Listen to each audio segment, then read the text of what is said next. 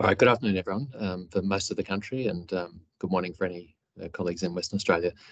I'll begin by acknowledging the traditional owners of the lands that all of you are joining us from today.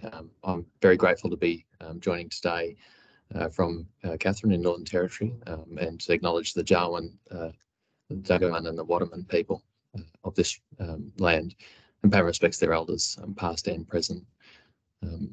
I was very fortunate last night to be able to go and see some of the historically significant sites around town and be educated as to some of the local tradition and history. I'm very grateful to be here on this land, as I'm sure you are, each of you, around this continent. So look, thank you very much for joining us today. My name's Matt Gardiner. I lead 54 Reasons, which, as all of you will know, is part of the Save the Children Australia group and part of this international movement across the world.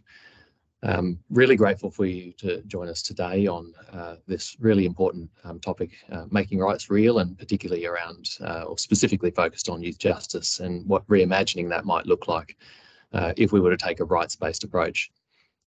Particularly, we've had this event planned for quite some time, but obviously particularly significant now, given the current climate where we're seeing, the media outlets, just really taking an approach with young people that is, quite a negative and deficit focus, and where we're seeing that states and different jurisdictions, but particularly, I guess, most recently Queensland, taking a spectacular decision to override for the second time the Human Rights Act that was only introduced in 2019, and we're seeing all of this come about that is, I guess, making it more difficult for young people to experience their rights.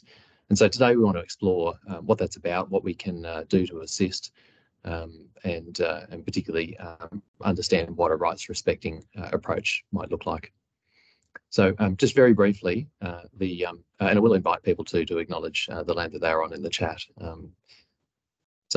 Just very briefly, an outline of Save the Children's work and 54 Reasons specifically in Australia. We're a child rights organisation, very squarely all of the decisions that we make and the way that we go about our practice takes a child rights perspective. Our areas of impact are focused on development, learning, safety, connection and agency. And I guess all of those are really relevant to what we're talking about today. As I mentioned, it's a rights-based approach, so you'll see and find our practice framework that we've just launched recently online, so we're willing to share that information. We want convergence around child rights in Australia, and we want to be part of that. If there's anything more that you need from us, please reach out and we're more than happy to share. There's no benefit to children and young people by keeping ideas, keeping tools and resources into our individual organisations. So part of this is a willingness to be able to share. So please offer, you're welcome in the chat or outside of this as well to share with all of the participants today. We've got a few hundred joining us, and many of those are larger groups that have convened across the country. We would like to be a place where people can come together and share. So please introduce your own material in the chat as well and ask for anything that you might like for us to share. Part of the, I guess, the launch and the change for us of not only our rights focused or paradigm for our practice, but also as introducing our new brand of 54 Reasons. Many of you will have attended our public launch of that, I'm sure.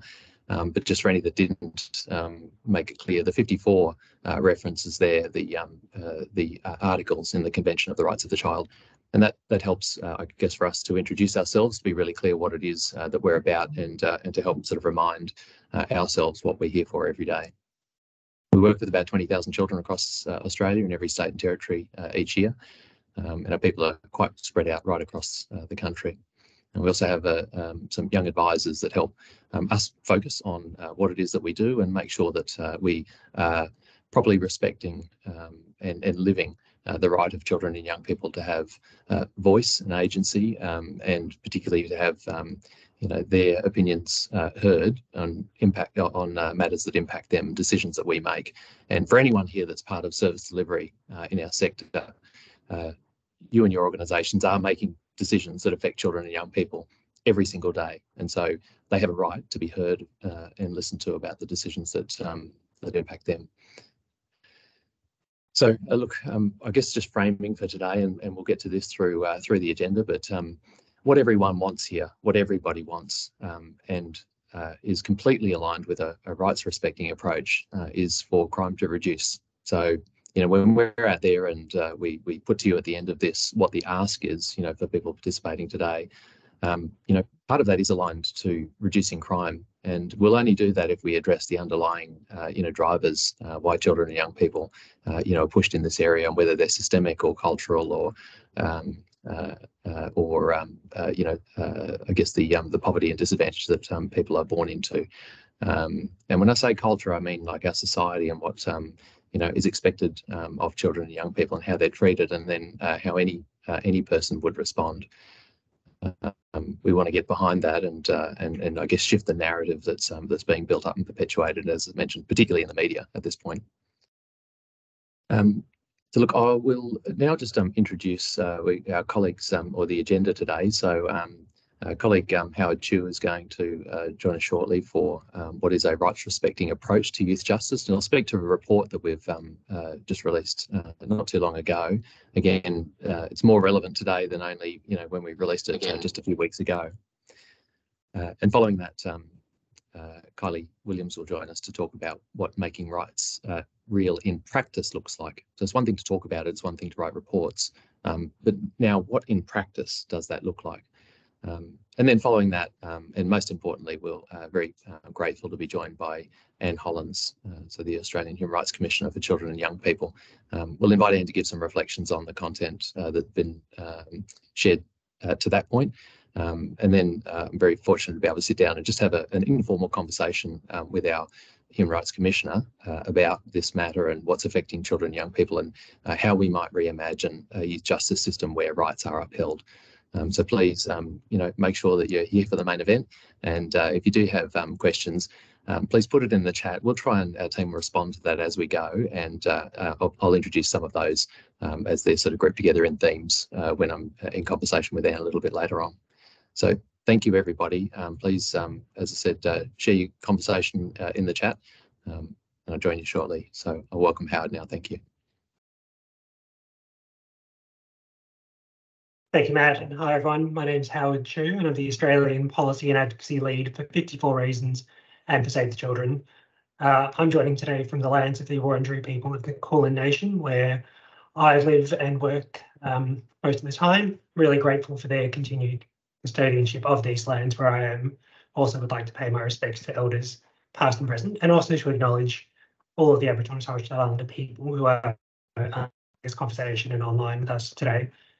Matt's run us through the agenda for today, so you've got a sense of what's coming up. As Matt mentioned, if you do have any reflections, any questions throughout that's prompted by anything any of our presenters say, do please feel free to pop them into the chat. Let's have a conversation going there, and we'll do our best to address them throughout or after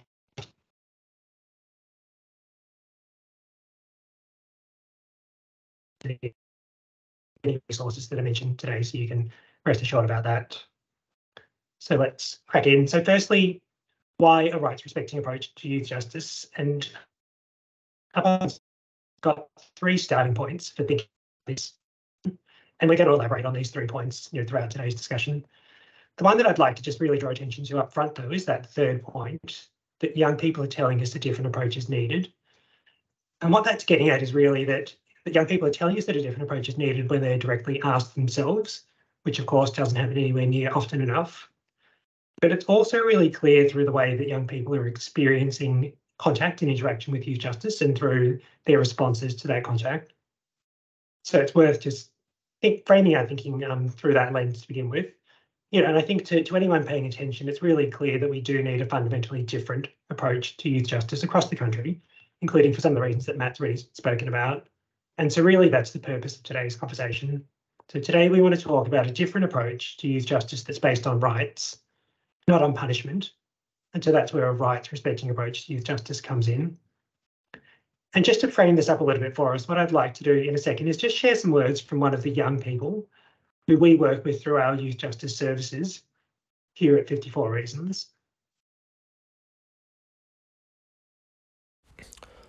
Once I'd been to Parky, I felt embarrassed. My family were worried that me being a criminal would rub off onto my little brother, and it made me feel like I didn't want to be here anymore. I tried to do the right thing for a while, but because I screwed up so badly, I just think stuff it, go get into trouble with my mates. The coppers would just target me and made me feel like a criminal, so I did it anyway. I don't care. If I'm going to get accused of it, I might as well do it. Instead of sending me away from my family, there has to be a better way. I learned tips on how to re-offend better while I was locked up, but that was it all really. Going to Parky didn't make me a better person, and it did not help me understand what I did wrong. It was only back in Shepparton that I got workers that understood me, didn't lose it at me when I made mistakes, and really tried to help. Having someone care about me taught me more than prison could. So I think there's a lot in those words that have just been spoken. You know, in many ways, it really speaks for itself. The observation I'd like to make is that those experiences that that young person was sharing about his experiences of youth detention, you know, I think many of us joining this call will know those are unfortunately really common experiences across the country. What's on screen now is a bit of a snapshot of how youth justice systems are currently operating. So coming at some of those same topics that have just been spoken about, from a bit of a different angle, I suppose. And if I could just highlight a few parts of this. So if we can just begin with, if we look at the groups of children and young people that we know are overrepresented in youth justice. So for example, and particularly First Nations children, those with really extensive trauma backgrounds, those with neurodevelopmental disorders and disabilities, which we know are often undiagnosed, those with experience of child protection. So these groups of children who are vastly overrepresented in youth justice. In any other context, we'd be doing everything in our power to care for them and to support them, not to punish them.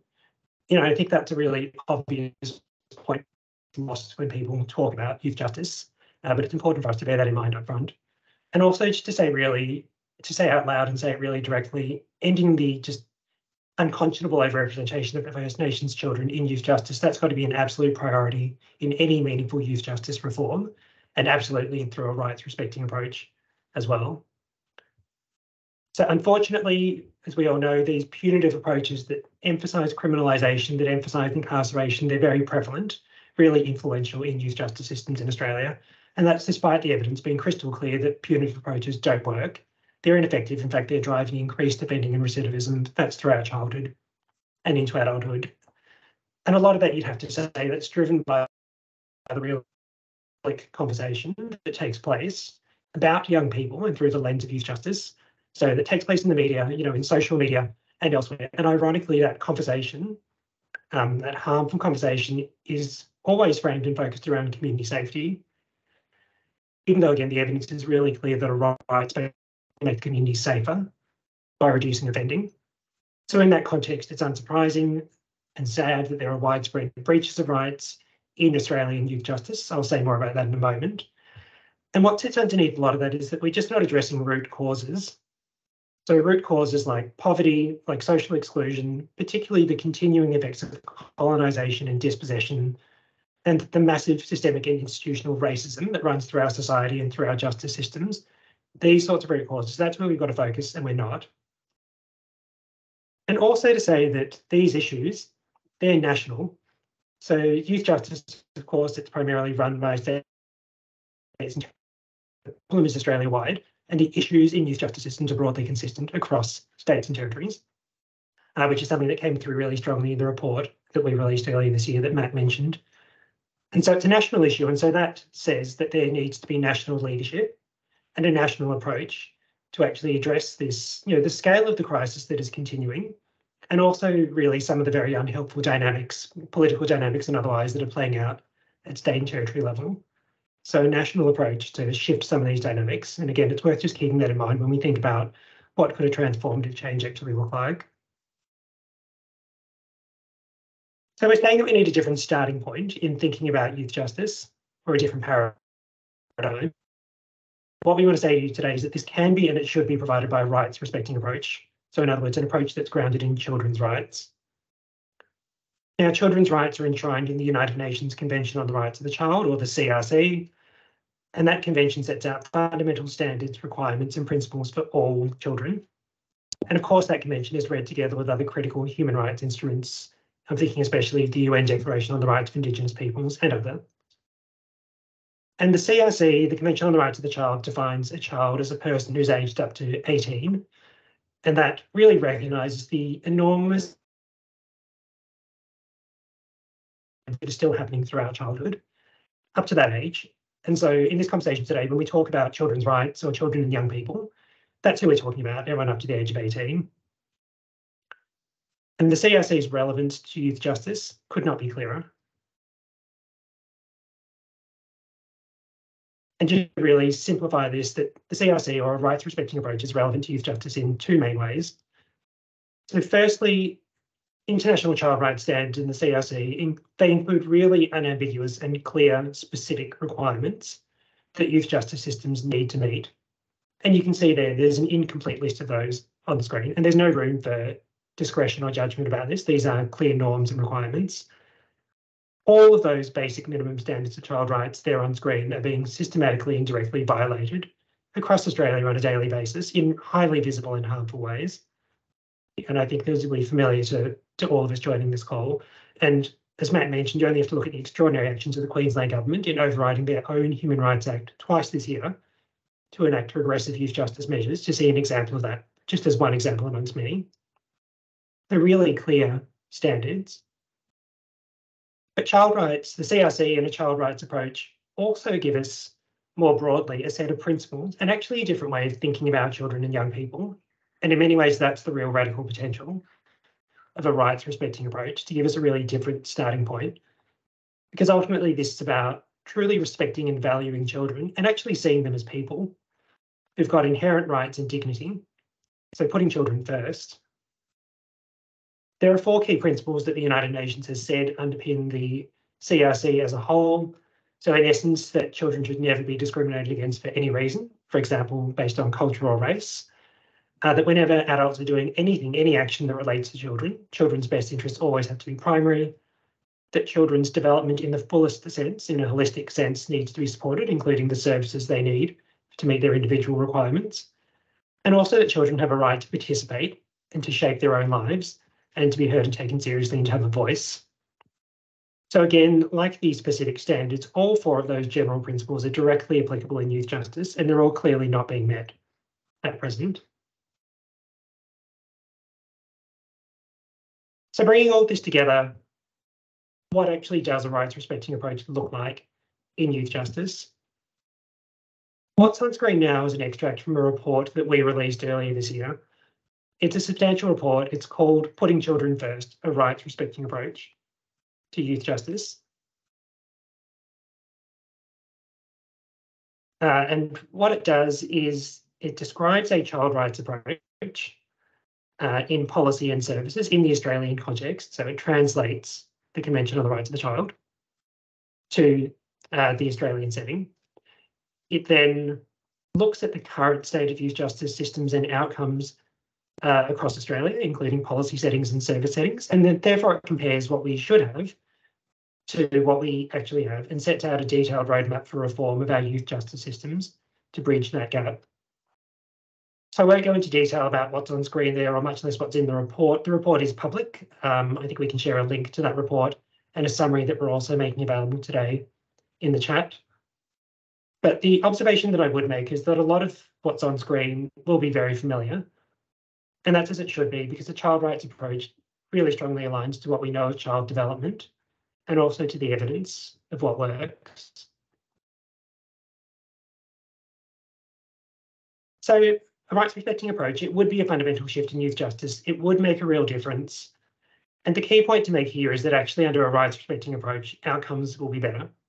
So better for children and young people and better for the system and for the community as a whole. And that's because the child rights approach will reduce offending, amongst other reasons.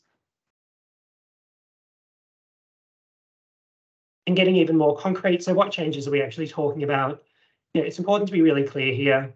There are many areas that desperately need to change in our youth justice systems, and there are some really clear rights violations that I mentioned earlier that are urgent and necessary across the country, with no exceptions for any offences, and investing in the effective alternative to criminalisation that exist. That's necessary and urgent. It's got to be done. Given the national dimension of this issue, I would suggest that Australian governments should be developing national youth justice standards that are grounded in child rights. That should be really high on the agenda, it's not. Having said that, for today, what we've done is we've chosen just 4 key changes that we want to highlight and speak a little bit more about. And those are the 4 that you can see in the mustard in the yellow blocks on screen. And we've chosen these 4 both because of the impact they would have if they were implemented, but also particularly because they got both the policy and a really strong practice dimension. And so for this next part of this event today, what we really want to do is to highlight this interface between policy and practice, because we know that along with the system level policy changes, it's at the level of practice that rights are made real most directly and most tangibly. And we also know that it's just vital for practice to always be part of this kind of reform conversation, especially if we're actually going to succeed in translating good policy intentions into effective implementation, which we know is where reform efforts so often fall down. So let's have a look at what it means to make rights real in youth justice. Across each of these 4 areas of combined policy and practice change, we're going to go through them in turn, and I'll be joined by some colleagues to share insights from a practice perspective as we go. I think we might be having some tech issues, so I apologise if that's the case. We'll try to fix that up in a minute. And we'll just shift to the first of those changes. So firstly, greater respect for children and young people's right to be heard and taken seriously in youth justice. Now, this is a foundational change that's needed for our systems to transform to being rights respecting. What this is about recognising that children and young people have a right to have a voice in decisions affecting them, and also recognising that when they're heard, it actually leads to better outcomes. And this is something that's particularly lacking, and in many ways, it's particularly needed in youth justice. And that's because a lot of the reason why youth justice systems aren't achieving their goals currently is that they're just persistently failing to see the world from the perspective of children and young people. As to participate is relevant at 2 levels. It's relevant at the system level, where it's really critical that we bring the lived experience and insight of children and young people into policy development and design and implementation. And the right is also relevant at the individual level, where it's equally critical that there's meaningful involvement by young people themselves in decision making that affects them personally. So I'm thinking about things like we're setting individual goals under orders or in diversionary programs, for example. And to tell us more about this, I'm going to hand over to my colleague, Kylie. Thanks, Howard, and hi, everyone. My name's Kylie. I'm Head of Practice and Impact Measurement here at 54 Reasons. We are having some tech issues despite the best laid plans, so just bear with us while we plough through those. I want to acknowledge that I'm on the lands of the Turrbal people today and pay my respects to elders past, present, and the children emerging as leaders of tomorrow. So as we chat with you today, I'm going to be sharing some examples of ways that we're putting a rights respecting approach into action in our practice here at 54 Reasons. And those of you who have heard us speak before know that at 54 Reasons, we believe children and young people are experts in their own lives. And it's no different for young people in contact with the justice system. They know what they need, they can talk about how their experiences have impacted their lives and decisions, and they know what will make a positive difference for them. All children in Australia, including those who commit criminal offences, are entitled to have their human rights protected and upheld. So I'm drawing your attention here, particularly to Article 12, about children's right to have their views listened to and taken seriously. If we're going to be effective in addressing the causes of offending behaviour for young people, we need to understand first from their perspective what led them to offend and what they need to now create a better future for themselves. And we need to see this through the eyes of young people. If we're really serious about changing young people's trajectories and experiences, we have to listen to them to find ways forward to reform the system and do things differently in practice. So we need to be the ones listening from and learning from them. And that's a critical part of putting a rights respecting approach into practice. So we've been doing this and we've really seen the impact that this has in our work here. We've seen how when young people feel heard and have agency over decisions in their lives, reoffending reduces and outcomes improve. And when we truly understand their goals and choices, we can actually better build trust and connection, which we know is at the foundation of change. And when we understand their social networks and their ecosystems, we can then incorporate them into our service design and delivery. And I noticed someone had popped something in the chat earlier about an example from the UK, and it really resonated with me that through listening to young people, we see a change in how they think and feel about themselves. We see them moving from seeing themselves as ones to blame, that there's something wrong with them, over to making meaning about their experiences, having an understanding of the circumstances in their lives and how those experiences have had an impact for them.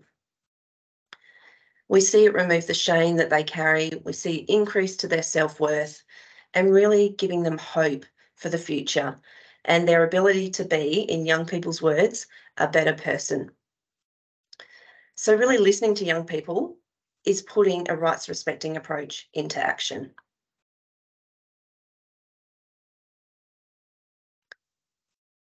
Young people tell us that things can be different for them if they're able to access the right kinds of supports and services. That's no surprise news.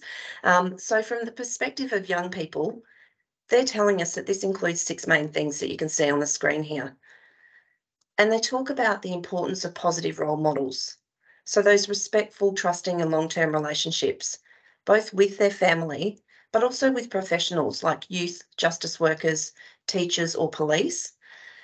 And they actually identify these role models as key to helping them make sustained behaviour change. And naturally, they need and want to live in safe and stable homes. They also tell us they want us to effectively support their families as well as them directly and not just be working with them in isolation from their critical support systems.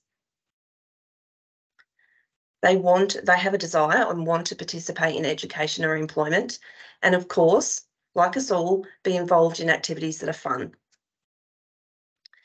And they want individualised and concrete support to change their behaviour and really make sense and cope with their personal challenges. So for us, deepening our participation practices alongside young people and listening to them is really key to making the kind of difference that they deserve from us. So as part of making rights real for young people through our practice, we start with the premise that in order for young people to feel safe to share their opinions, they need to firstly understand that they have the right to do that, to understand what rights are and why they're important. So we educate them about rights and what this means for them. And it's a core part of our child rights practice framework. So while we're upholding the rights of young people in the way that we approach our practice, we're educating them about their rights. So we're building their agency in knowing what they should expect from us as adults and the service system and other service providers. So whilst we're all advocating for bigger system change for young people, we know that this can take time, but every one of us can still make a difference right now in our work with young people. And educating them about their rights is a first step that everyone can take into practice. So what you can see here on screen, it's just a small snapshot of a couple of resources that we've developed to do this in our work here at 54 Reasons. So we've developed a poster and a booklet as one way of sharing rights with young people involved in youth justice. And it talks about what rights are and what they look like in that context. And we're going to be making these resources available to you as well. So we hope that you will take these resources and use them with the young people that you work with as well, and really take this first step towards a rights respecting approach in your practice. Thanks, Howard.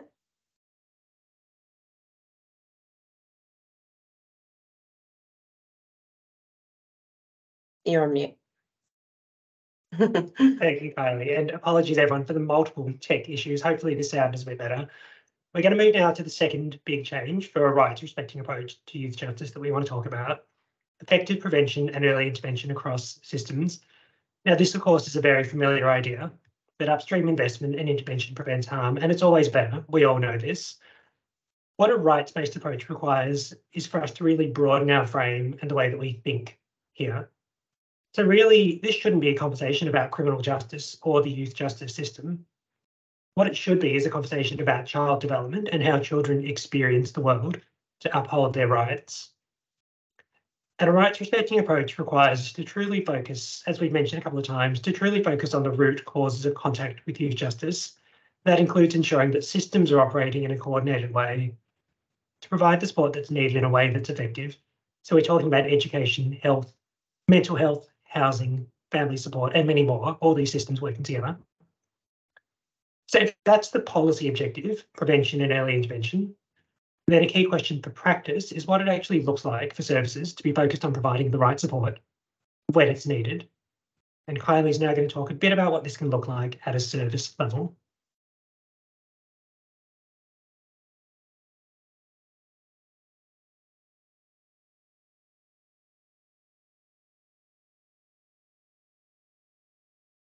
Okay, now I'm on mute, my turn for that. Okay, so stay with us. It's not a secret that there's overwhelming evidence that providing support early and at the right time and building protective factors for children and young people, that's what makes a difference and gives them the greatest opportunity to reach their potential. So given all the evidence that we all know, the question that we should be asking in relation to young people involved with youth justice is, how do we stop the offending from happening in the first place? How do we make sure that children, young people and their families are getting the support that they need and have a right to? And not just how much or for how long we should punish the young person, which we know is the dominant narrative in the media at the moment.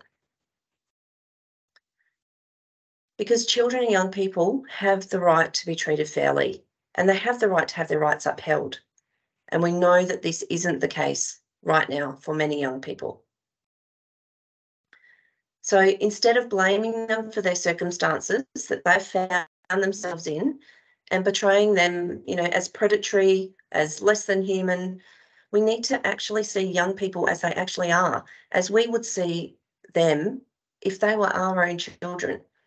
As young people with possibility, in need of help to get back on track, and really very much worth the investment. And we need to see young people holistically in the context of their experiences. And this is a really important point, and we need to see them in a way that's focused on them. So not just as a youth justice response, but that it's a child-focused response for young people that are involved with youth justice. Thinking about them in that broader context, what's been their experiences, what has been the impact on their development and their opportunities, and how have they been set up for this trajectory? And focusing our efforts on keeping young people in their community, close to school, family, culture, recreation, that's what the evidence tells us where the support is most effective. And as a service system, we need to be identifying children and young people who need support much earlier. And we're still not getting this right. And we know the younger children, the more likely they are to commit crimes. So we have been focusing on applying what we know about child development in the context of young people's ecosystems. And that's, I'm going to share one of our Tasmanian programs called Reimagined does this. And they keep young people's voices at the centre of what they do, which was our first change. So I'm going to share a video with you from our Reboot program, and you'll hear from one of the young people in that service, and you'll hear directly about what matters to her and what makes a difference. And I want you to listen out in the video because this young person identifies that her worry started when she was in kindergarten. So imagine if her voice had truly been heard then, and if she and her family had received the support they needed then at that point, what difference that could and would have made to her life experience.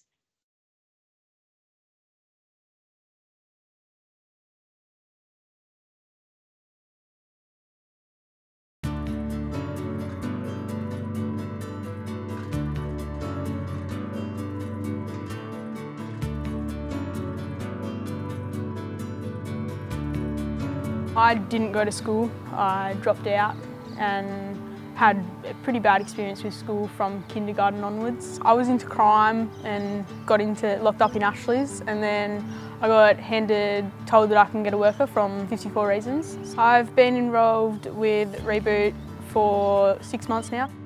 The great thing about this particular program is there is flexibility and scope to listen to what it is that the young person may need support with. At the end, we see a much more balanced young person, who's connected with their community. I think that I've changed as a person in the way that I'm not into the crime anymore. I'm learning to just be a better person, I guess, like go to school, get my job, complete Year 12. If I didn't have my worker, I'd probably still be in Ashley's right now. So I feel like it's a good thing that I've gotten out of that path and just gone down the right path.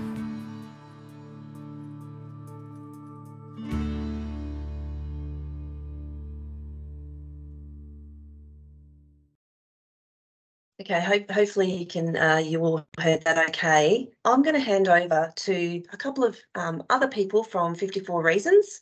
Oliver and Ryan, I'll let them introduce themselves, and they're going to talk more about what the work looks like on the ground for us. Thanks, Kylie. Good afternoon, everyone. My name's Oliver Hill. I'm a Practice Development Manager here at 54 Reasons. I'm based in Melbourne. I'd like to acknowledge the Wurundjeri people of the Kulin Nation, elders past, present and emerging. So we're just going to pause for the next 5 to 10 minutes and reflect on some of the insights from Kylie and Howard in terms of how we really walk the walk. So we're going to give you some examples about how young people's right to be heard and is to be taken seriously, and how we put this in action on the ground. So I'm joined by Ryan in Queensland. Ryan, would you like to introduce yourself to the audience? Yeah, hi everyone. I'm Ryan. I'm a team leader for youth services up in Queensland. I'm currently in Townsville, on Woolgarookabar land and neighbouring Bindal. Pay my respects. So I also supervise programs in Harvey Bay, which is the bail support program, and 72-hour project. Bail support program in Mackay, and also a new program in Townsville called Back to Community, which we're really excited about. I can't get my... Thanks, Ryan. So earlier we heard that the 54 articles are really our guiding light as to how we put our approach into practice. And straight off the top, I'd like to reference Article 12. Children have the right to share their views and have their views taken seriously. Ryan, thinking about one of our key areas of change of having greater respect for children and young people's right to be heard and their views taken seriously, and that they understand their rights. We'd love to hear some examples of how we put this into practice on the ground. Yeah, well, we meet where young people are at.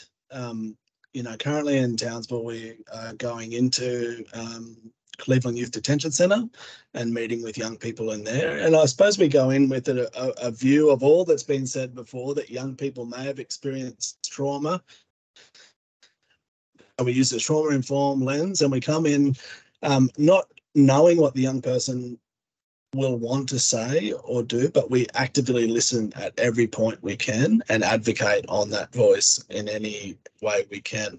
And it's the same approach, whether it's in in a correctional facility or outside of a correctional facility, the young person, our practice is guided by their hopes, dreams, and planning, and they're actively involved in their planning.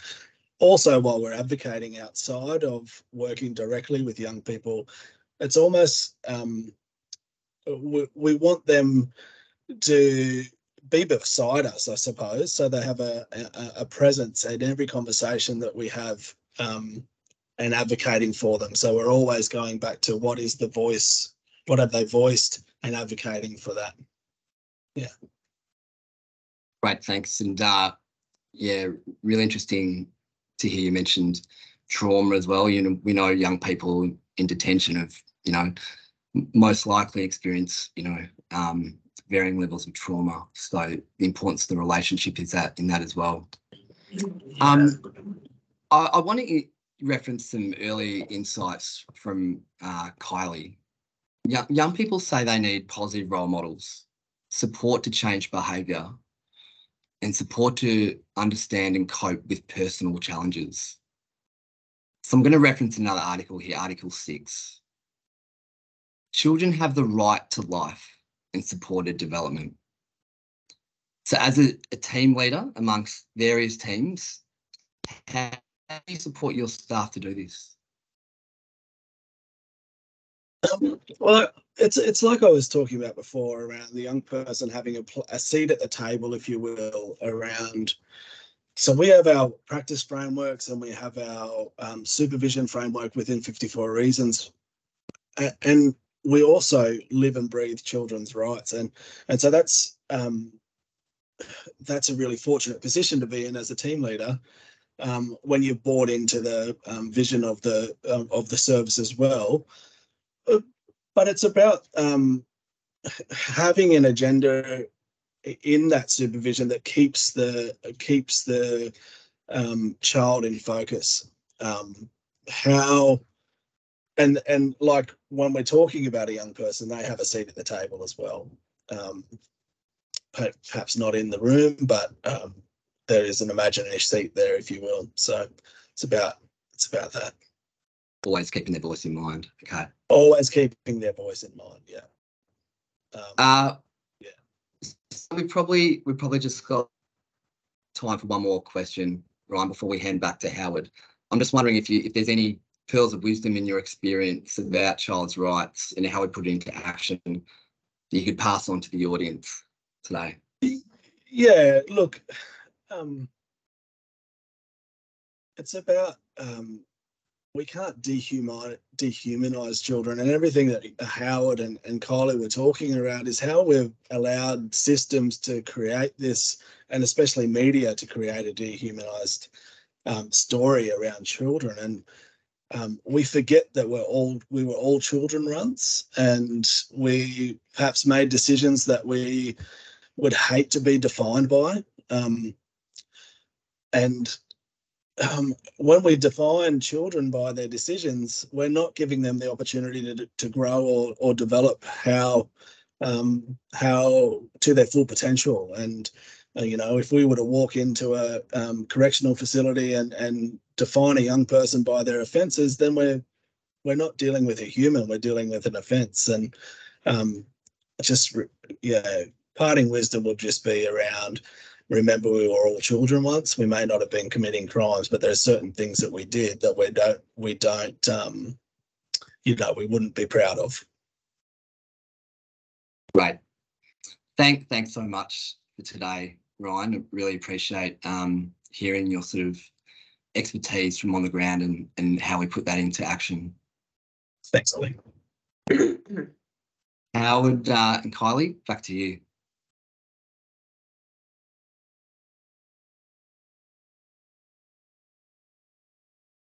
Again, thank you, Oliver and Ryan. That was great. And I think that conversation made for a really nice segue to the last two key changes that we wanted to speak about today, which you can now see on screen. And these are distinct, but they're related to each other. So firstly, just to make the really basic point that therapeutic and trauma-informed responses are more effective, and they're needed, and they're more evidence-based than punitive responses. And then in terms of rights compliant workforces, we talk a lot about systems, and that's essential, but at the same time, we need to really focus directly on the people who are in those systems, youth justice systems, that's the workforces. Because I think an inadequate focus on workforces is probably one of the biggest reasons why our good intentions in policy don't actually translate into the desired outcomes. We know that workforce reform is really hard. This is a big issue. We don't have all the answers. But I'm just going to pass back to Kylie to one last time to reflect on some aspects of what this looks like in practice. Over to you, Kylie. Thanks, Howard. Just waiting for my IT to catch up for a second.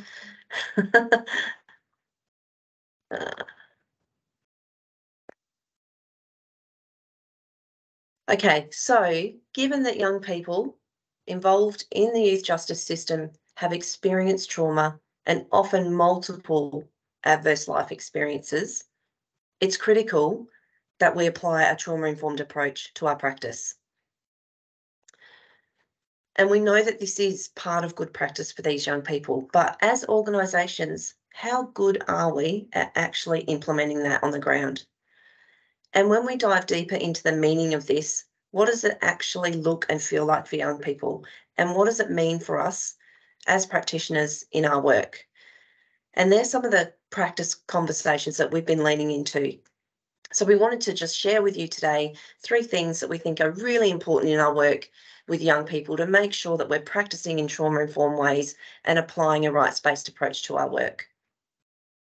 So firstly, recognising that young people's behaviours are actually responses to trauma.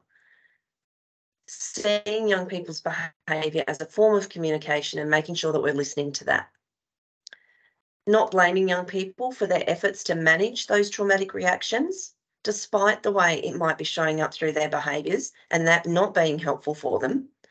But we need to view young people as unique individuals who've actually experienced extremely abnormal situations and they've been managing as best as they could. And this still enables responsibility, but with greater understanding and then an opportunity to do things differently. And thirdly, as the adults, we need to firstly hold the hope and optimism for young people that change is possible and we believe in them. And we need to hold that as they work on building the hope and confidence for themselves. So seeing and understanding young people's behaviour in this way, that actually upholds their right to receive the right kind of support to meet their developmental needs. And as Howard mentioned, to do this kind of therapeutic and trauma-informed work and to act in the best interests of young people, we need a skilled and stable workforce. And a workforce that's equipped with the right knowledge and skills to do this kind of work effectively. And Howard said this as well, we don't claim to have all the answers at 54 Reasons, but we have been having lots of practice conversations about what this all means for us in our work. And putting a rights-respecting approach into action actually takes a shift in practice. So we've increased our training and support for our people over the past couple of years. We want to make sure that our workforce is supported in the right way to stay the course.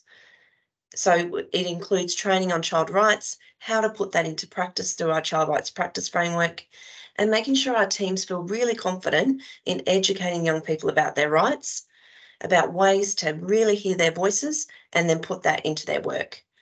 We want young people to know and feel that they matter to us and that they're not alone in turning things around, and then we're not going to give up on them.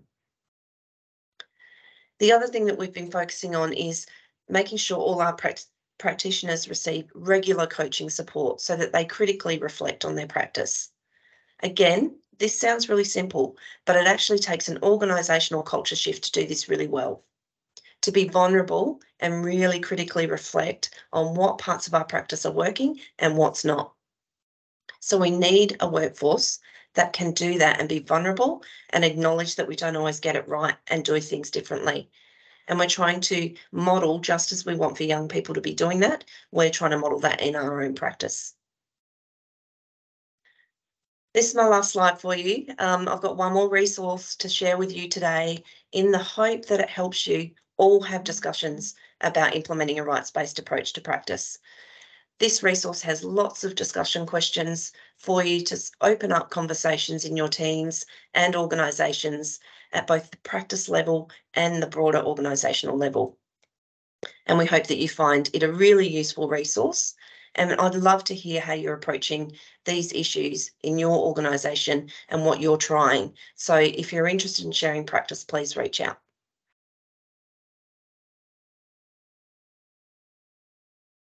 Thanks, Howard. Thank you, Kylie. So on that note, that's the end of that part of our event today, looking at the policy and practice elements of a rights respecting approach. What we're going to do now is shift tracks and in some ways probably lift our gaze a little bit. And to help us do that, I've got the great pleasure of introducing Anne Hollonds, the National Children's Commissioner. This feels like a bit of a funny thing to do. In many ways, Anne really needs no introduction. In her role as National Children's Commissioner since 2020, Anne has been a very visible and forthright advocate for children's rights across Australia, focusing on the areas where the most attention is needed. Before her appointment, Anne was Director of the Australian Institute of Family Studies, and for 23 years was Chief Executive of government and non-government organisations focused on research, policy and practice in child and family wellbeing. As a psychologist, Anne worked extensively in frontline practice, and she currently contributes to several significant expert advisory groups. And in her current role, Anne, as many of you will know, is currently examining Australia's youth justice and related child wellbeing systems, which has included consulting, including with children and young people across the country about their experiences of youth justice. I think everyone who's heard Anne speak knows that she's fearless and committed to child rights, and I'm really looking forward to her reflections on what we've been discussing today. So without more ado, over to you, Anne. Thanks very much, Howard, and thank you very much for inviting me here today. I'm joining you from the lands of the Camaragal people, and I pay my respects to their elders, past and present, and of course, as Kylie so nicely said, the children who are the emerging leaders. I feel a little bit intimidated, actually. Your presentations have been so sophisticated, and your conceptualisation and application of the Convention on the Rights of the Child, both in theory and in practice, is just so admirable. So I just wanted to start by acknowledging that. And I feel like every time I attend one of your events, I take away so much that helps me in my work. So, and I'm sure others, I speak for others in saying that as well. So thank you very much for putting together such an impressive event today.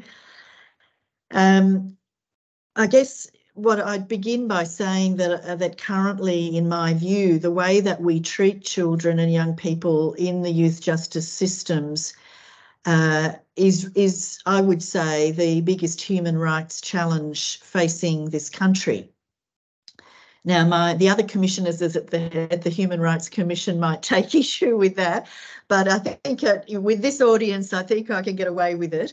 When I look around at other, challenges facing the country, I just can't find another one that bothers me more than what keeps me awake at night about kids and how we're treating them. And of course, as you've pointed out, that's disproportionately First Nations children we know are affected, but it's also kids from African communities, recently arrived asylum seeker families, from Pacifica families, for example, and frankly, any families where they're living with poverty, with disadvantage, with complex needs.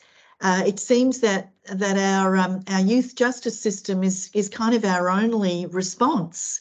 The other systems are failing so badly that we're seeing kids with complex needs coming into the youth justice system because there just seems to be nothing else. And I guess because you've done all the theory so well, I'll perhaps draw on some anecdotes in speaking now rather than the theory. But I've visited many children's prisons now. I can't remember anymore how many I visited, but I frequently hear a story like this from the staff, and this is from one particular example, but there are many others. That there's a young girl with autism who keeps coming into the prison you know, on remand. Of course, they're nearly all on remand in Australia, and the staff don't know what to do. They don't know how to care for this young woman with autism, and they do their best with her while she's there. She typically gets released. She doesn't get sentenced. She then gets released. She goes back into the community, and then guess what? You know, a couple of months later, she's back there.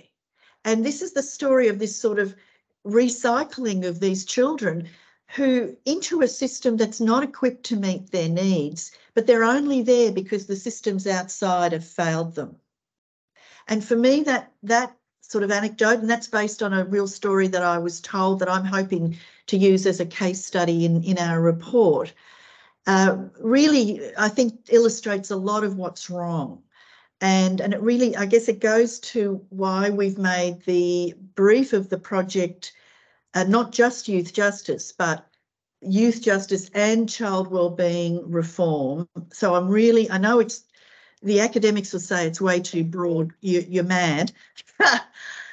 Probably we are, but I just, you know, focusing on just the youth justice end wasn't going to be enough, because the solutions to that end really lie upstream, and they lie in reform of those upstream systems such as health, mental health, education, social services more generally, etc. Those systems we know from many consultations with kids over the years and indeed from academic research that they're not meeting the needs of kids with complex needs. And look, some people are saying we're actually facing an epidemic of unmet needs, and that many of those systems, like education, for example, are still run on mid-last century models that are not anywhere near meeting the needs of kids that we're worried about here in this conversation. So I felt like we had to shine a light on that, because it's, you know, certainly we need to reform how they're treated in youth detention and the, you know, pre-youth detention phase of diversion and so on. There's a huge amount of work there, but, you know, there's a lot of reports being written like yours on what a human rights-based approach to reforming those systems would look like. All we're seeking to do is to amplify and build on the work that's already been done by yourselves and others. And I really, you know, I'll say this openly, I really didn't want to have to do another report on this, because I think there are plenty of reports. But because I have recommended to the Commonwealth Government that there be a national task force set up to look at youth justice reform as a national effort, bringing all the states and territories who are responsible under the Constitution for these systems, but bringing them all to the table in the way that we've done it with other big problems like domestic violence, for example. That recommendation was not picked up over a year ago. And as we all know, things have actually gone backwards now in a couple of jurisdictions at least. We're all, I think, greying. I'm certainly greying. I'm feeling very old and feeling that our advocacy has really had no effect in those jurisdictions. It's that we've, you know, it's been an incredibly frustrating period. So I felt that perhaps there was a need to try to pull what we know together about what the evidence is saying about what will reduce youth crime, as well as what a human rights-based approach would look like, and put it together into a report to the Australian Parliament, which is one of the things that I'm able to do if I, you know, have the resources to do it, which I'm hoping I'll be able to finish early next year. That's the hope. So I think someone's putting in the chat a link to the project page if anyone's interested to find out a bit more about the sorts of questions that we're investigating in that project. And I was just going to add that we called for submissions earlier this year. We've received about 160 submissions, including from overseas, because sadly, for me, as the National Children's Commissioner, Australia is viewed very poorly by our international counterparts. And if you read any of the academic literature internationally, we rate very lowly. People are very worried around the world, as are we, about how Australia is lagging other developed countries. So now that we've got those submissions, we're travelling the country, conducting consultations with children and young people, both in detention and outside of detention, and with families in many different communities. And by the way, the families have an awful lot to say. I've been quite, well, that's been a surprise in a way, that whenever we're perhaps meeting, you know, somewhere where they've brought in some kids, like one of the regional ACOs, for example, the parents and grandparents want to come and they have a lot to say. It's almost as if no one's actually asked them, that they really want to get it out.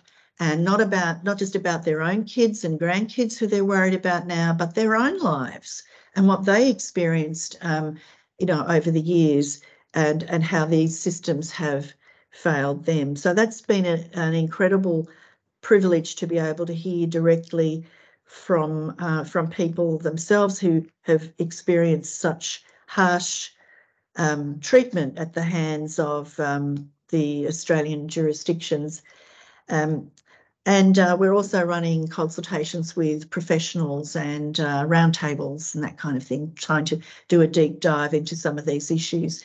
And one of the things I'm very interested in, and I think this might be a good segue, Matt, to our chat, you know, that is really having come into this role and not having come from a youth justice background. I've probably worked in every other area, but not specifically youth justice, although they are, by and large, the same children I worked with in child protection, as we know.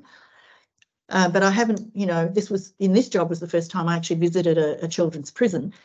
But it's been interesting to me that despite all the evidence of what we should and shouldn't be doing, where there's this big gap between the evidence and the action on the ground. And I'm quite interested in exploring through this project what's that gap about, and how do we close that gap? How do we actually get the jurisdictions, the governments, to act on what the evidence says we should be doing?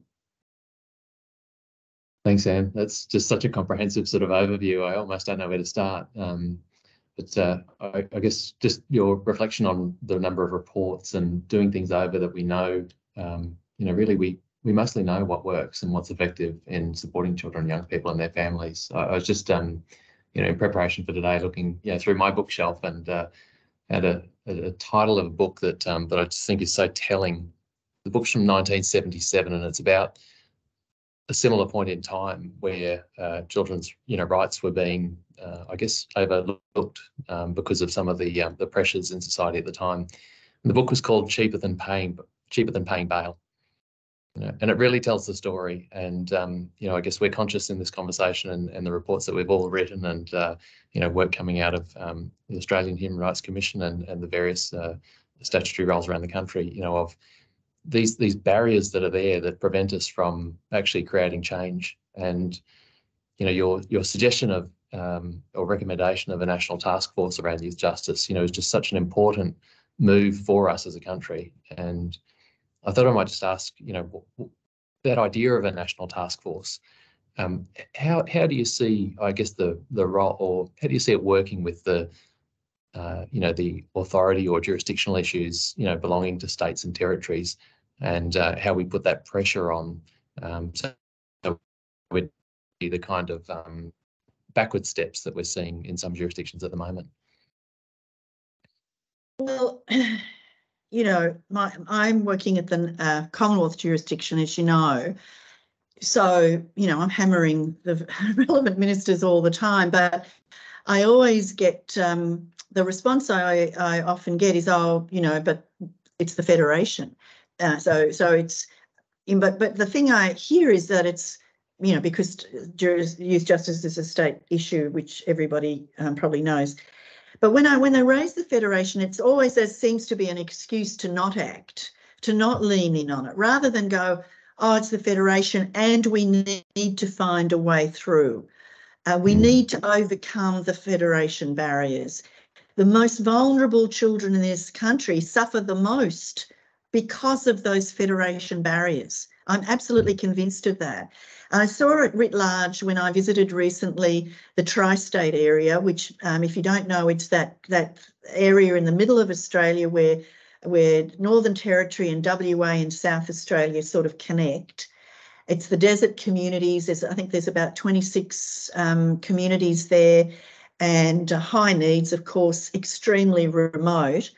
But the case studies in that area where families are moving from one state to another, but each state somehow manages to wipe their hands of the problems, that no one is taking responsibility and these kids are just falling in the gaps, that to me just sort of elevates the whole problem for the whole of Australia in that tri-state area, that we're unable to call out bad practice when it comes to child protection issues, for example, in that area. But of course, the child protection issues are just, the next, I often say the next station on the train track is youth justice. And we just, if our child protection systems were working better, if the earlier upstream systems of health, education and social services were a better fit for purpose, then, we wouldn't be seeing the sorts of issues we're having in youth justice or the numbers coming through. So I think the answer to your question is we don't have a mechanism to put pressure on the states. All we can do from the Commonwealth level is invite them to the table for a national conversation. And that's what I'm asking the Commonwealth leadership to do, because we've done it in other areas of policy and we have found ways of working together, and we have never done it with youth justice. In fact, I've discovered that there is no national forum for relevant ministers to meet together to discuss youth justice. Obviously, there's the Standing Council of Attorneys Generals, known as SCAG, that meets, all the justice ministers meet. But I have been told the justice ministers are not going to solve these problems. That's not where the solutions lie. I mean, they've got the levers on things like raising the age. Obviously, anything that's a legislative responsibility will ultimately come to them. But that's only one small piece of what I guess I've been talking about here, is a much broader picture. So we need all those other ministers at the table to work collectively on how do we bring our systems up to speed to be a better fit and to stop the flow of kids all the way down to youth justice. Yeah, it's just it needs to be resolved, doesn't it? It just needs to be all of us coming together. And I suppose we're sort of hopeful that people hearing from you today and coming together to create some momentum around this. I think 12 months ago we might have felt a little bit more optimism.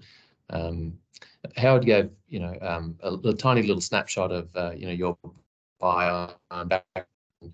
I'm fascinated with this idea that we feel this compassion and love and care for children, and then when they reach a certain age and then start to perhaps some offending behaviour creeps in, all of a sudden there's this this willingness for society just to hate them, just to turn from love to hate so quickly. I'm just thinking about some of the things that you've advocated before around proper investment in early intervention in early years, and what sort of impact do you think that might have on this youth justice problem that we see around? Well, look, I think that's probably the only green shoot I can point to, really, is the work on a national early years strategy. But I don't want to over-talk that either, because it's really at its very early stages. It's only at the Commonwealth level. It is trying to develop linkages across the different portfolios, and it only goes up to the age of 5. So it is a small first step towards perhaps working on a broader sort of systems reform. But I guess I'm frustrated that it's so small, because there doesn't seem to be a sense of urgency for change that, like, you and I might feel, that we've, probably together spent our whole careers working on in this field and found that nothing, or I certainly have, and nothing much has changed. And one of my observations in this role is that when I go looking at how the policy for children is addressed, really, I find every single day I'm talking to someone in a different portfolio, and there's children's policy everywhere at the Commonwealth level. And then, of course, that's replicated at the state and territory level. And I often use the analogy of someone's had a bag of seeds and they've just scattered these seeds widely around. And so children's policy is just everywhere, but that means actually it's nowhere. And there is no one accountable for change. There's no one accountable for implementing the, decades worth of royal commissions and inquiries, thousands of recommendations that have come out of them. There's actually no one is held accountable for acting on anything.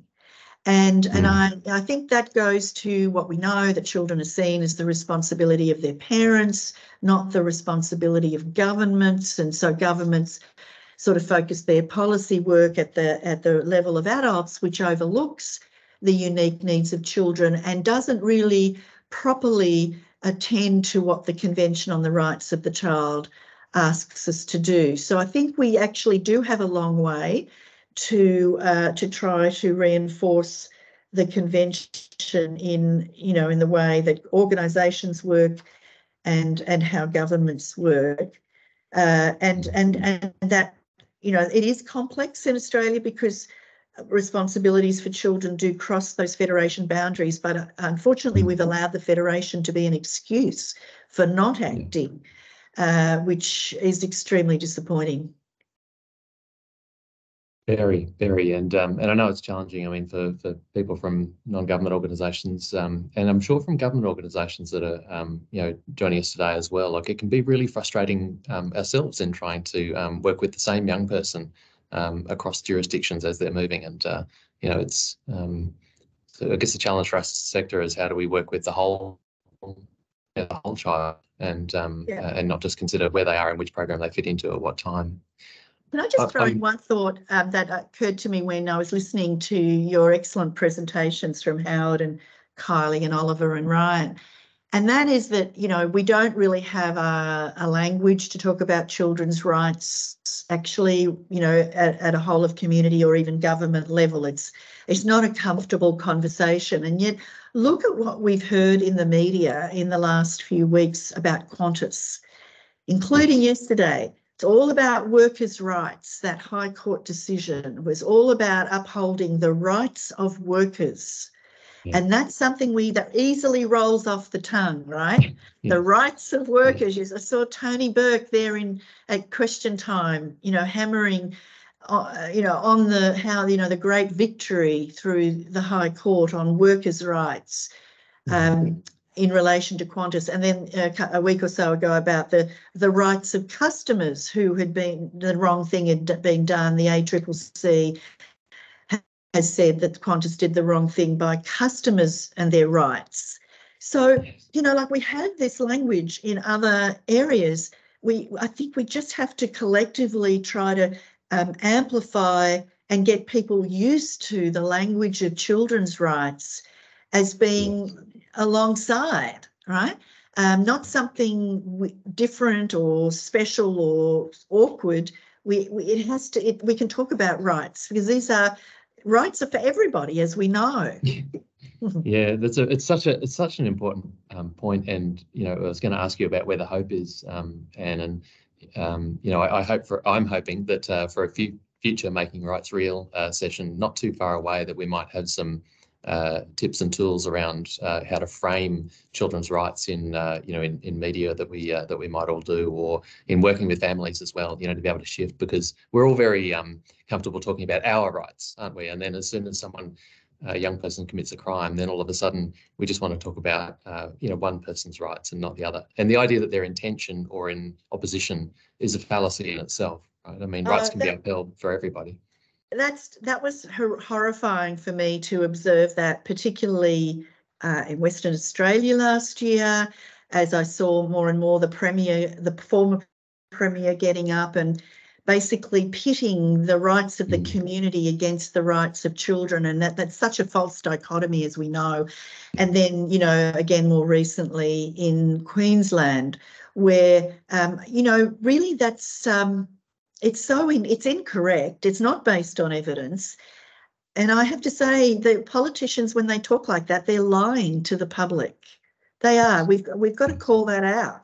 Yeah. And then, of course, it fuels the misguided views, the misinformation that members of the public might already have. Instead of countering it, they hear their premier speaking like this, and they feel affirmed.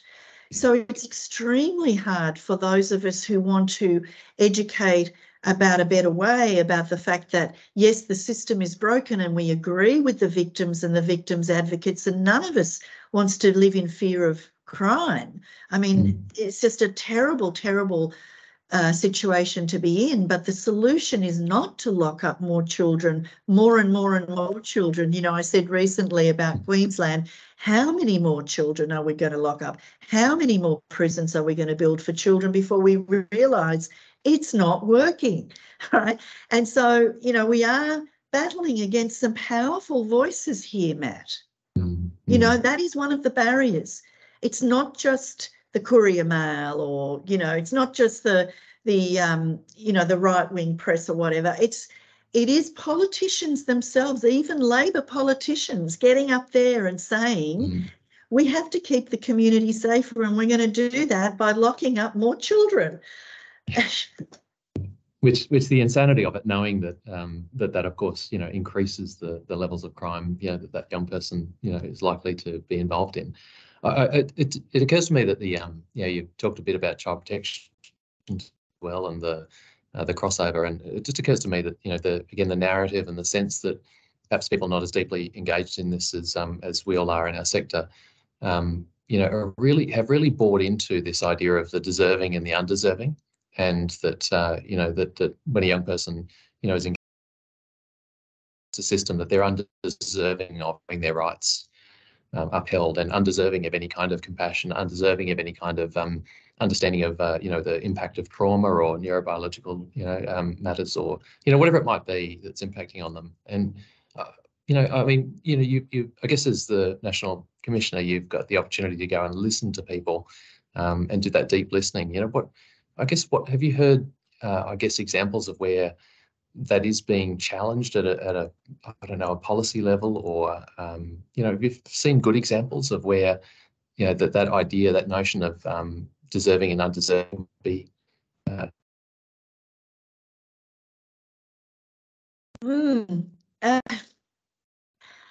Not really. You know, I would struggle to, when you say where have I heard, like in public forums or meetings, is that what you're thinking of?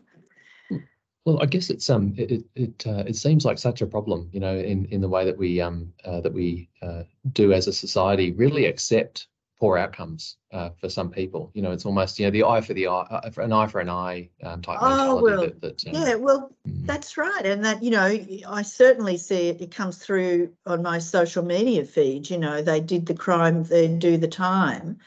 And there is just not a lack of understanding that we're talking about children here, and that it is this harsh punitive approach. It just doesn't work for children. Like, people don't want to hear that, right? So, but you were asking me, have I heard that those views being challenged?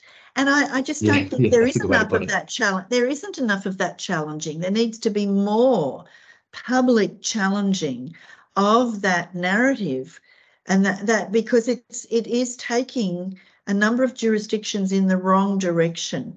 I have to say, some jurisdictions are bucking that trend a bit, but they're doing it quietly. So they're not, you don't sort of see this public challenging of the narrative. You might see a bit more, oh yes, you know, law and order, you know, rhetoric at election time, but quietly there's been reforms going on, and some, you know, better results in terms of reducing numbers and so on than in other jurisdictions. But I think in Australia, I think politicians, you know, are very frightened of being seen to be soft on crime. And that's a real barrier. So I guess what the best is that we could do as advocates is invite them to work with us behind the scenes quietly on reform, and to show a bit, educate, and to show another pathway forward, and to invite them into sort of gradually educating the community about that as well. We are really up against it. There's a lot of misinformation out there, as I said, coming from very powerful voices. So, that is my explanation as to how what I see as Australia's biggest human rights challenge has been allowed to continue, and no one is stepping in to stop it. Yeah, well, it really, I mean, I think it's one of the asks, of the people who have come along to join us today is, how do we really challenge, to your point, we're not hearing the challenge. How do we come to, to meet that challenge and ask, ask the public really when we get the opportunities to speak. We've got that opportunity, the decision to make really, to be either tough on crime or to do what works. And you can't choose both. You need to choose one. And unfortunately, I think that even the politicians, like you say, we're not hearing the truth all the time. And partly that's because they're saying what they think the public expects to hear. So I think, they ask for, people online here today is how do we change that? And I think, look, sometimes, trying to battle at that ideological level is really difficult because people will try to hang on to their views. But I wonder whether it's helpful to perhaps frame it somewhat differently. And I'll just give you an example. I'm still working on this and I welcome people's ideas, but because none of us have the solutions. But I'll just, I ran one of the roundtables that I had the privilege of running for our project. There were some young people who were young advocates on youth justice, and there were two insights from that roundtable that I thought I would share because I think it's relevant because it causes us to sort of ask, perhaps look at the problem differently. One is that the insight that we as the systems generally, including, youth justice, all the different component systems are the same. We talk about children who are at risk and we respond or try and respond to children who are at risk. But our systems are not responding to what was described as children who are not at risk enough. Not at risk enough. So if we were to shift our lens onto, well, who are the children who are not at risk enough and what are they getting by way of help? I think that kind of opens up a different conversation. And the other one that struck me that I wanted to share was, we talk about, for example, First Nations children being disproportionately overrepresented in youth justice. We ask, why is that? But we don't ask the corollary question, which was put to me, and that is, why are First Nations children underrepresented in those upstream service systems, the support services that are there meant to help kids and families with complex needs, like mental health services, for example?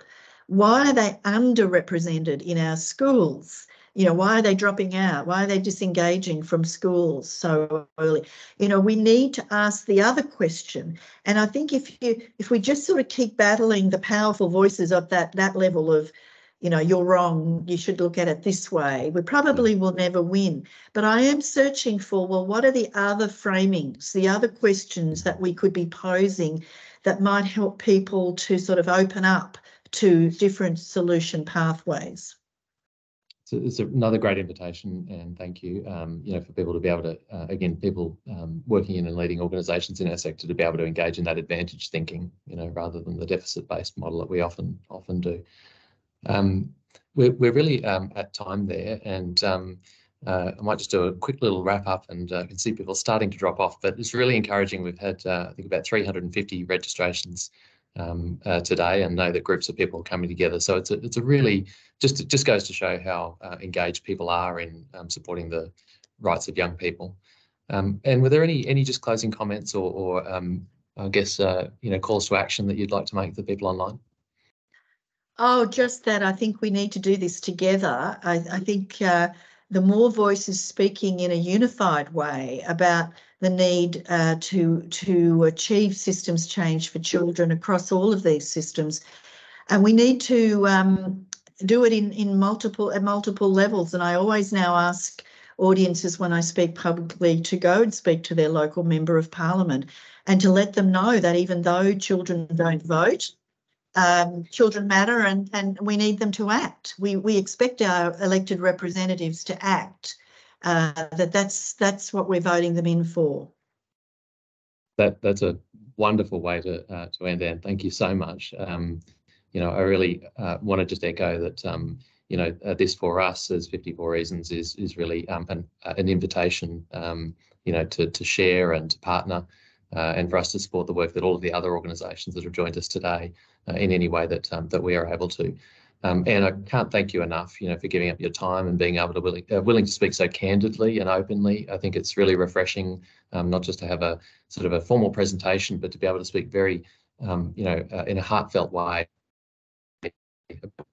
And I think if all of us can do that a little bit more openly and keeping the children and young people at the centre of what it is that we're doing, we might just be able to make this change.